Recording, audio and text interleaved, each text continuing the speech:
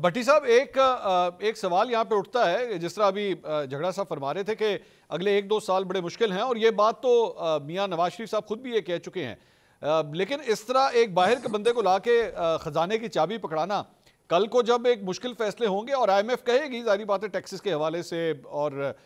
چیزوں کو مہنگا کرنے کے حوالے سے آئی ایم ایف کہے گی، مسلم لیگ نون اس کے بعد اسے اون کرے گی کہ ہاں جی نہیں یہ جو کچھ بھی ہے بندہ ہمارا ہی ہے، ہم نے یہ فیصلہ کیا ہے، یا وہ کہہ دے گی کہ نہیں جناب ہمارا تو تعلق ہی کوئی نہیں، یہ آپ جانیں اور یہ اورنگزیب صاحب جانیں؟ سب سے پہلے تو رمضان مبارک پوری قوم کو، سب کو، اور اس بار کہنا یہ ہے اپنی پوری قوم سے کہ خدا کے لیے مصنوعی مہنگائی نہ کیجیے گا، ذخیرہ اندوزی نہ کیجیے گا، ملاوٹ نہ کیجیے گا، اور بہت مشکل وقت میں ہے قوم مہنگائی، بے روزگاری اور غربت میں۔ خدا کے لیے اپنے ارد گرد نظر ماریں اور عزت اور وقار کے ساتھ جو مستحق ہیں ان کی ہیلپ ضرور کیجیے گا۔ یہ برکتوں کا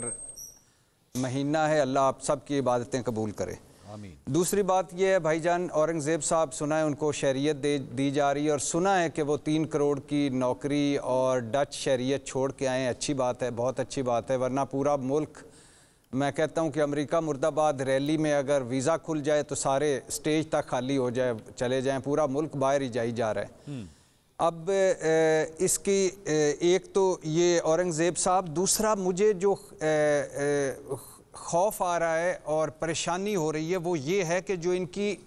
ملک کے مسائل دیکھیں، ملک جن حالات میں ہے وہ دیکھیں، اگر ہم سیاسی عدم استحکام، نفرت، تقسیم، مینڈیٹ، چوری شدہ مینڈیٹ، فارم 45، فارم 47، مخصوص نشستیں، پی ٹی آئی، اس کو سائیڈ پہ بھی رکھیں،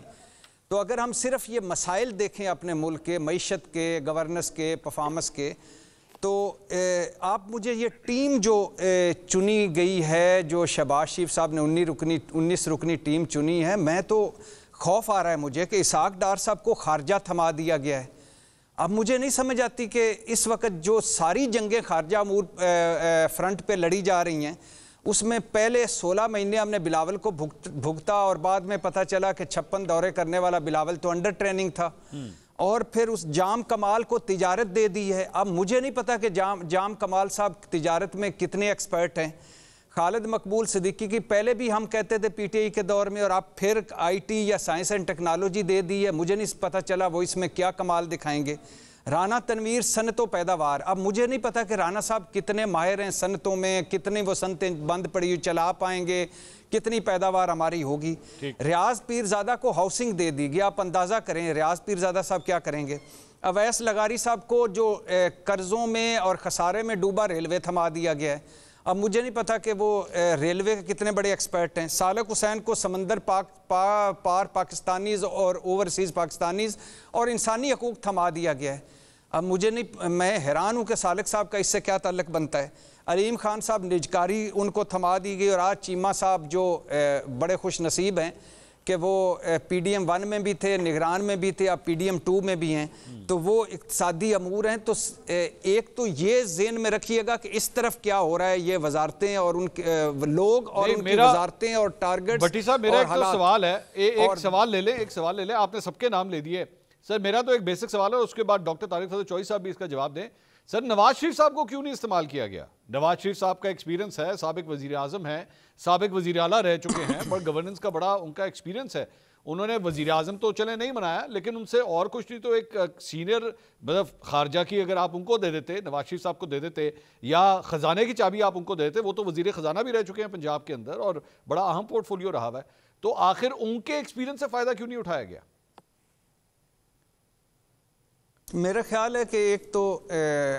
گو کہ کہا جا رہا ہے کہ نواز شریف صاحب ہی سارا کچھ مانیٹر کریں گے، لیکن ہمیں پتہ ایکسپیرینس بتاتا ہے کہ جب پی ڈی ایم 1 ختم ہوئی تو نواز شریف صاحب کو کہا گیا کہ اتنی بدترین آپ کی حکومت گزری، انہوں نے کہا کن کی حکومت؟ ہماری حکومت تو تھی نہیں، میری حکومت تو 2017 میں ختم ہو گئی، تو ہو سکتا ہے نواز شریف صاحب یہ بھی کہہ دیں کہ یہ بھی میری حکومت نہیں ہے۔ اور دوسری بات یہ ہے کہ ہو سکتا ہے نواز شریف صاحب خزانہ کے وزیر خزانہ اس عمر کے اس حصے میں اور اس سطح پر آ کر نہ بننا چاہیں، یا خارجہ امور میں نہ بننا چاہیں۔ ویسے نواز شریف صاحب نے 4 سال، جب آخری 4 سال سے خارجہ امور اپنے پاس ہی رکھی تھی، تو اب لیکن یہ ٹیم دیکھ لیجئے، میری دعائیں ہیں کہ کیونکہ یہ ملک ان کا بھی ہے، میرا بھی ہے، ہم نے ساروں نے خدا نہ خواستہ اگر ڈوبے تو اکٹھے ڈوبنا ہے، اللہ نہ کرے ایسا ہو، یہ چلا پائیں، لیکن مجھے بڑا خوف آ رہا ہے کہ یہ جو ٹیم ہے یہ کیا کر پائے گی۔ دوسرا اورنگزیب صاحب پہ آ جائیے۔ اورنگزیب صاحب مجھے ایسا لگتا ہے کہ جو معیشت کی باغ دوڑ ہے وہ اسٹیبلشمنٹ کے ہاتھ میں ہوگی، اور مجھے ایسا لگتا ہے کہ بزنس کونسل کے زیر اہتمام یہ سارا کچھ ہوگا، جیسے کہ جھگڑا صاحب موجود ہیں کہ عمران خان صاحب کے دور میں اسٹیبلشمنٹ ہی تھی جو ملکوں سے تعلقات ٹھیک کرتی تھی، جو پیسے لاتی تھی، جو رستوں کے کانٹے چنتی تھی، جو عمران خان صاحب کے دوروں سے پہلے جایا کرتی تھی۔ پھر اب بھی مجھے لگتا ہے کہ سارا کچھ انہیں کرنا پڑے گا، یہ صرف برائے نام ہوں گے آگے، اور مجھے لگ رہا ہے کہ بزنس کونسل کے انڈر آئے گے۔